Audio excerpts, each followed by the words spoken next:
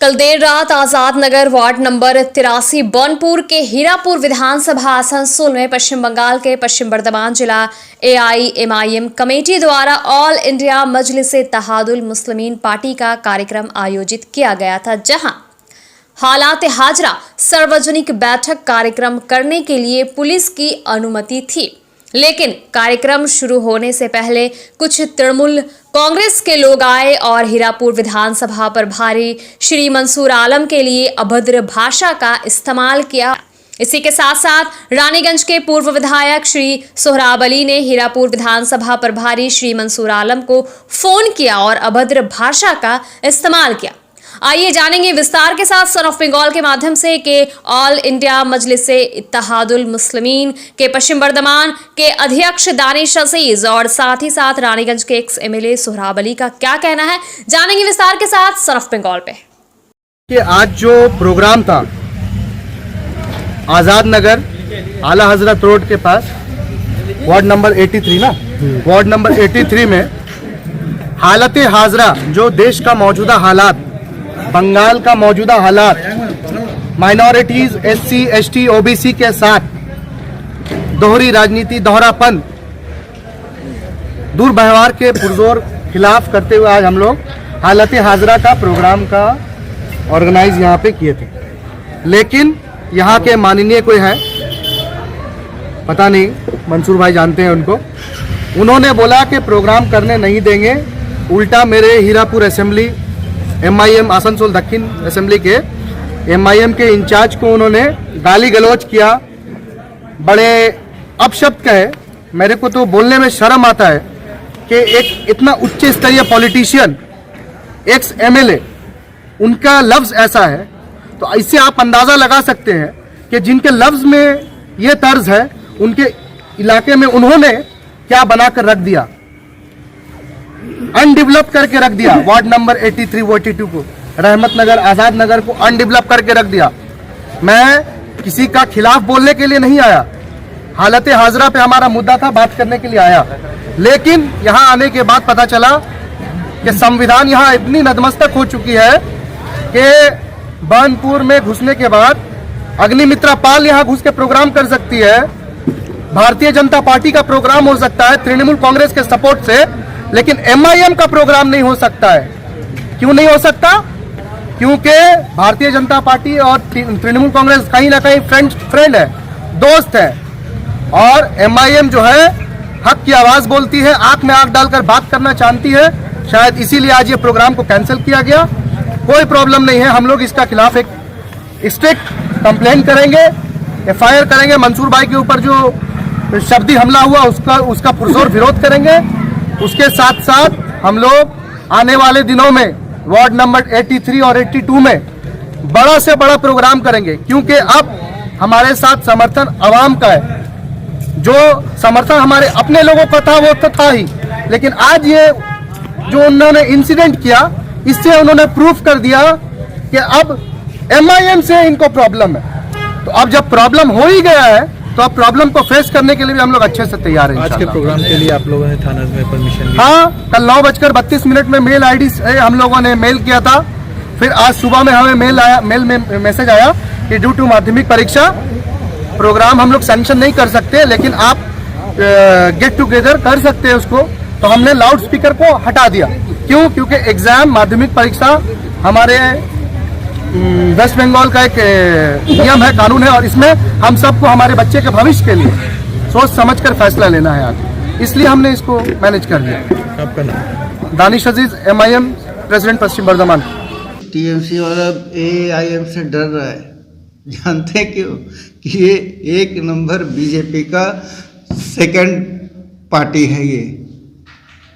ये जो है पूरे हिंदुस्तान में असुद्दीन अवैसी, अकबरुद्दीन अवैसी, इन लोग का काम एक ही है कि किस तरह से मुसलमानों का वोट का बंटवारा हो जाए और BJP कामयाब हो जाए।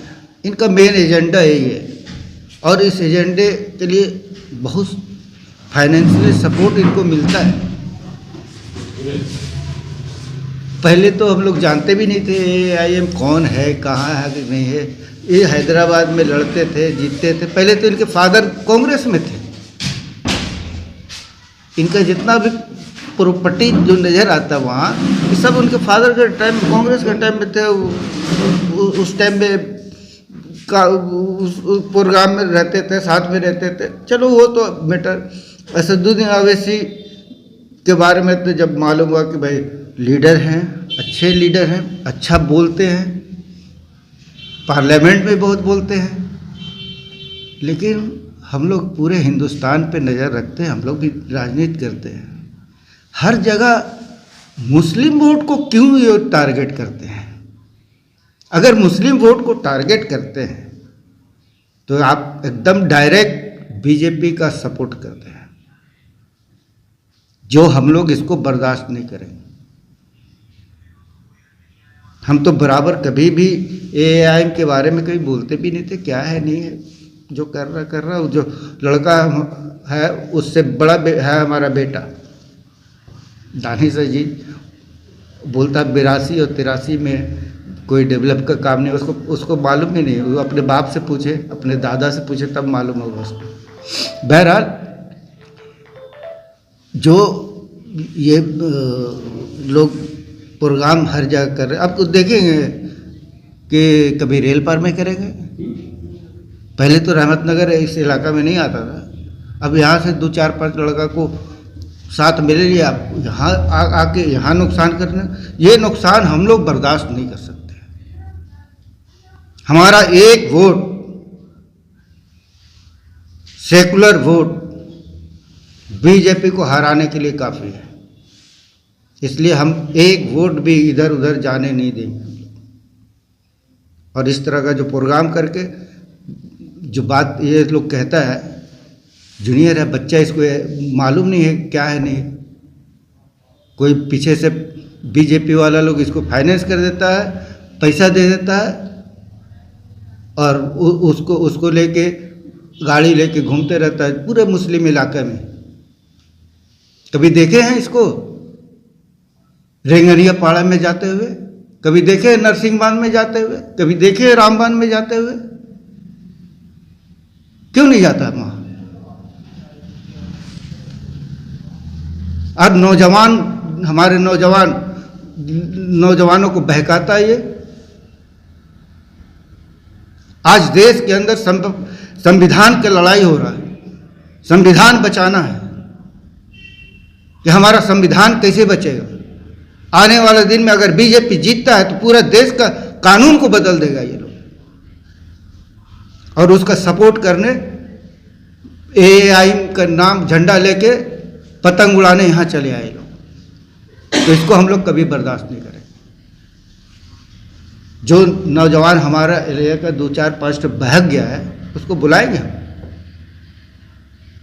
बुला के समझाएंगे कि तुम गलत वे पे जा रहे हो। वो लड़का फाइनेंस दूसरे से करवाता, बीजेपी वाला उसको फाइनेंस करता है,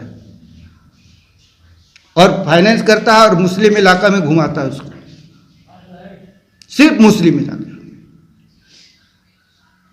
तो इसको हम लोग बर्दाश्त नहीं करेंगे। और जहाँ जहाँ ये जाएगा वहाँ के नौजवानों को भी बोलेंगे। और जहाँ तक हमारा आवाज़ पहुँच रहा है, आपके आसनसोल खबर के माध्यम से सब जगह के नौजवानों और आवाम को एक ही बात कहेंगे कि इस लड़के से, दानिश अजीज जो नाम है इस लड़के का, इससे होशियार रहना है। अपने इलाके में ढूकने नहीं देना है। ये बर्बाद कर रहा है नौजवानों को और अपना पॉकेट भर रहा है। क्या काम करता है ये? क्या बिजनेस है इसका? कहां से फंड आता है? कौन देता है फंड? इस लड़के के ऊपर में पूरे अवाम को, खास करके मुसलमानों को इसके ऊपर में नजर रखना होगा कि आइंदा किसी इलाके में नहीं ढुके। और ज़्यादा हमको कुछ कहने की जरूरत। और आप जानते हैं कि सुप्रीम कोर्ट का ऑर्डर है, माध्यमिक एग्ज़ाम चल रहा है, 12 तारीख तक मेरा माध्यमिक एग्ज़ाम है। हम रहमत नगर हाई स्कूल का प्रेसिडेंट है। हम स्कूल में गए, लेकिन हम फैसला कर लिया कि नहीं, क्लास में नहीं जाएंगे। क्यों? अगर हम क्लास में जाते हैं, बहुत राजनीति करने के लिए क्लास में नेता लोग घूमता है, मतलब क्लास में नहीं जाएंगे। हम अगर 1 मिनट के लिए भी जाते हैं तो बच्चों का माइंड डाइवर्ट होता है, इसलिए क्लास में नहीं जाना। स्कूल में गए, टीचर माहौल देख के फिर हम चले आए। ये नेताओं को भी चाहिए कि माध्यमिक में कोई स्कूल के अंदर ढुक के और ये नहीं करे कि हाँ नेता आ गए हैं, लड़का से परिचय मास्टर करवा रहे, ये काम गलत है, ये सब भी नहीं होना चाहिए। और माध्यमिक के मौके पे बोलता है कि हमको थाना से परमिशन मिल गया। थाना बेवकूफ़ है, थाना नहीं जानता कुछ। आपको मीटिंग करता है, इंडोर मीटिंग कर सकते थे, ये तो आपका हक है, डेमोक्रेटिक हक है, आप मीटिंग करिए ना भाई। अब इंडोर मीटिंग करिए, और जब एग्ज़ाम ख़त्म हो जाए तो आपका ये है तो आप करिए ओपन मीटिंग। लेकिन आप जहाँ जहाँ मीटिंग करो, लेकिन मैं तमाम भाई खास करके मुसलमानों को कहेंगे कि अपने बच्चों को कंट्रोल करें। ये जो राजनीति कर रहा है ये लड़का, ये पैसा बीजेपी से पैसा ले लेके और एरिया में सिर्फ मुस्लिम एरिया में जाता है, सिर्फ मुस्लिम एरिया में। उसको बोलिए रामकिशुन डांगा में जाके मीटिंग करें। सन ऑफ बंगाल के माध्यम से हर खबर आप तक सबसे पहले पहुंचाई जाती है। सन ऑफ बंगाल, जहां यूट्यूब, फेसबुक और वेबसाइट हर जगह पे। हमारे यूट्यूब पे आप देखिए सन ऑफ बंगाल की खबरें। इसके अलावा सब्सक्राइब कीजिए, फेसबुक पे जाइए, फेसबुक पेज को फॉलो कीजिए। इसके अलावा हमारे वेबसाइट पर भी जाकर आप देख सकते हैं हर तरह की खबरें सबसे पहले। जी हाँ, हमारा वेबसाइट है www.sonofbengal.in। धन्यवाद।